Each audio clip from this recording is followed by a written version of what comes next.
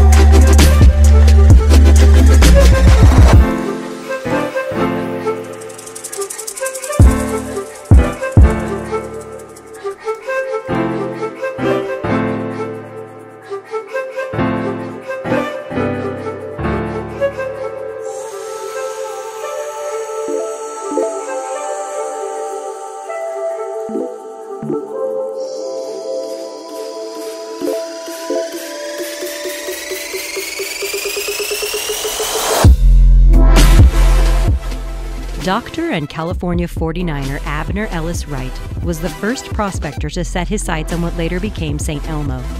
As legend has it, Wright was attacked by a bear during his journeys out west. The doctor brought the animal to the ground with his knife, only to have his ear shot off by his companions, who were clearly not skilled with a hunting rifle. In 1871, with knowledge of California's gold veins, Dr. Wright stumbled upon this stunning location, nestled 1,000 feet beneath timberline in Colorado's south-central mountains. St. Elmo is located in the upper Arkansas River Valley in Chaffee County today, on the slopes of Mount Princeton. When the town was originally established in 1880, it was named Forest City because there were so many trees around here. But unfortunately, California also had a town by the name of Forest City. Postal system requested that the name be changed. And local lore is that someone was reading the book by Augusta Evans called St. Elmo, and that the town was renamed. Almost all the buildings you see in St. Elmo are actually just 2 layers of 1-inch boards nailed together. If they're really ambitious, they'd put newspaper between the boards. That was the insulation. And that actually held up the entire building, which, given the fact there'd be 6 or 7 feet of snow in the winter, is quite amazing. They had wood stoves, so when you cranked up your fire, it was either hot or cold, and it didn't really matter the insulation and at the end of the day. Primary ways to get up here before rail service came through was by foot or by horseback or on the stage.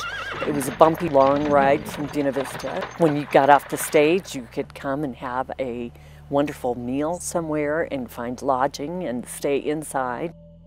At one time, Chaffee County's St. Elmo was a bustling and thriving railroad town and mining settlement. With a population of over 1,500, the town served as a supply stop and a hub for shipping ore from one of the area's mines to the closest smelter. But life was not easy at nearly 10,000 feet. The community of St. Elmo faced miserable winters, with never-ending snowstorms and unreliable discoveries from the many surrounding mines. Mining boomtowns are so fascinating because they're these little islands of urban life in the middle of a wilderness, right? And to even provide the infrastructure to allow communities like St. Elmo to persist takes extraordinary effort. There was interest in hard rock mining here in the 1870s. And one of the most prolific mine here was the Mary Murphy, which was actually found in 1873. But it wasn't until 1880 that the town was actually platted as a town site. And during the 1880s through early 1890s, there were a significant amount of people here searching for gold to supply goods to the miners.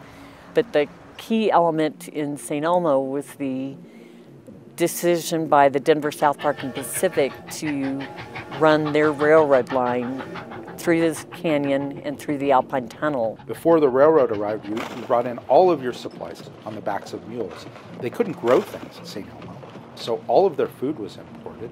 All of their ores had to be exported to smelters. The arrival of the railroad provided some stability. A lot of railroad workers lived in St. Elmo, and that provided sort of a core of stability. St. Elmo quickly usurped Alpine in population and businesses, and many of the people in Alpine moved their businesses here. Railroading was a tremendous boom for the community because you could get all sorts of goods via the railroad. And it also offered an easy way for some of the mines to send their processed ore to smelters.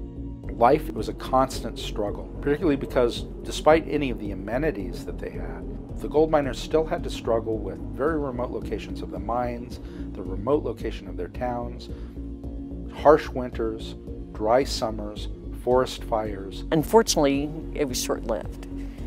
The Alpine Tunnel was abandoned in the 19-teens, so it had a very short lifespan. And with the demise of railroad service to the Western Slope, it was just not as profitable for the railroads to continue this line. And when the railroad wanted to just close down, the citizens really put up a good fight to keep it, and they lost. In the mid-1920s, the railroad was abandoned, which kind of sealed the fate for St. Elmo. And so it's really unique amongst ghost towns and mining towns in Colorado in that all the buildings that we see date within a 10-year period. And that's what really makes it unique amongst ghost towns in the western United States. We knew Les and Norma Jones, my dad did. And we got the caretakers, the caretakers of the store.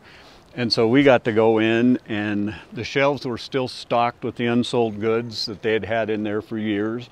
There were high button overshoes in the display case. There was money in the cash register.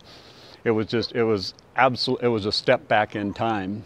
And also my dad had a brand new metal detector. And at some point there was a rumor that he had heard or something that Tony Stark, who was Annabelle's brother, had buried coins, cans of coins behind the store. And so we spent a lot of time with the metal detector behind the store. We dug up tin cans and bottle caps, but the dump was as it was from the turn of the century. So it had the old whiskey bottles, it had old cans, it had just the remnants of the hotel's guests, you know, all that stuff pitched out in the back. And that's mostly what we found. Yeah, well, you may not know that Colorado was a gold or a silver state. Yeah. California was the gold state. And for a long, long time, there was a discussion in Washington, D.C. about how the United States currency should be based, whether it should be based on gold or silver. Oh, really? Yeah. So finally gold won out. And this is, I think, the price of silver was artificially supported for during the time of that discussion. And then when gold won out, and by when I say won out, I mean there was a vote in the Congress and they said gold. And then overnight, the price of silver collapsed. People started leaving the Rocky Mountains. They couldn't get out of here fast enough because it was not worth it to haul the silver out of the ground. Fortunately for St. Elmo, there was a bread and butter mine here, was called the Mary Murphy Mine, and the Mary Murphy had a significant gold content. So St. Elmo limped along for another, well, I guess it was a little over 30 years. And then finally, the railroad that served the Mary Murphy Mine decided that that wasn't worth doing anymore. Right. They pulled up their tracks, and after 1927, I think it was, St. Elmo just dried up, except for a couple of inhabitants. They just kind of hung on afterward. They hung on for dear life. But I'm kind of an amateur historian, and what really does intrigue me is the network of trails and wagon roads and that kind of thing all over this area. And if you spend any time out in the woods at all, you inevitably you're going to run across one of those trails. There's one trail up there that connected the top of Mary Murphy Mountain to St. Elmo, because for 5 years before for 5 years before the railroad ended up coming through town, they still needed to get ore off the mountain, and they did that in ore wagons. And so one by one hauling down one the by hill. one, they trundled down the mountain. Oh, man. Let's see, top of Mary Murphy is probably 12.3 or 12.4, and St. Elmo's 10,000. So they just wound down the mountain with wagons full of ore. They came through town, I suppose, and headed to market wherever that was. The town of St. Elmo has a wonderful lost in time feel. Many people have worked very hard to restore the town to its original quality as much as possible. And most ghost towns that you come across are either just locations on a map with very little remaining of the original town, or that town is so badly deteriorated that you can't really get a sense of what it was like. And St. Elmo, well, not technically a ghost town with a population of 3 now, it paints a good picture of what life would have been for the silver miners during the Colorado silver boom 130 years ago. It's an amazing place to visit. You know, and a little research would go a long ways towards making the visit much more satisfying if you know a little bit of the background about the people and the mining that went on here.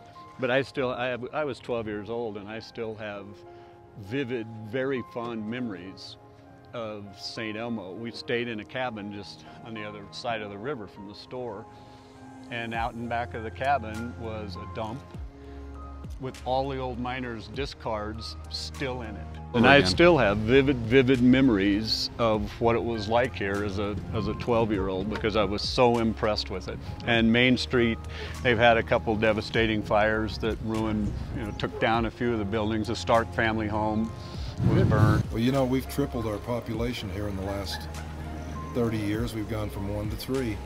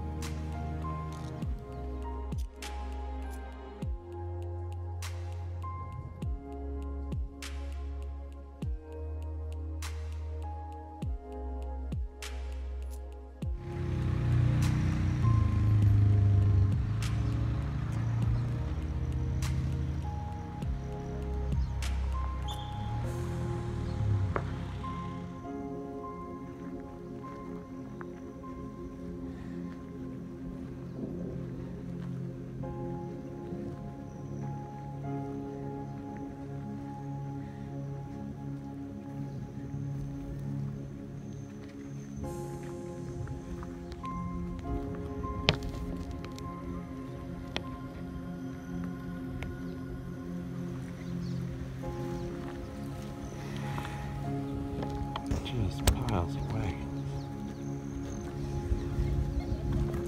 Sled ride.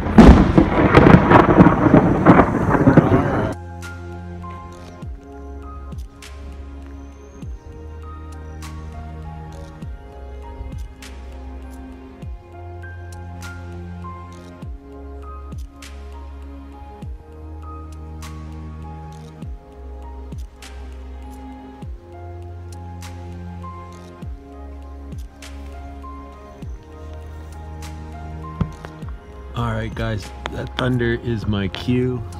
I'm out of here. Here comes my ride. Not about to get hit by lightning. Thanks for joining us in St. Elmo's today.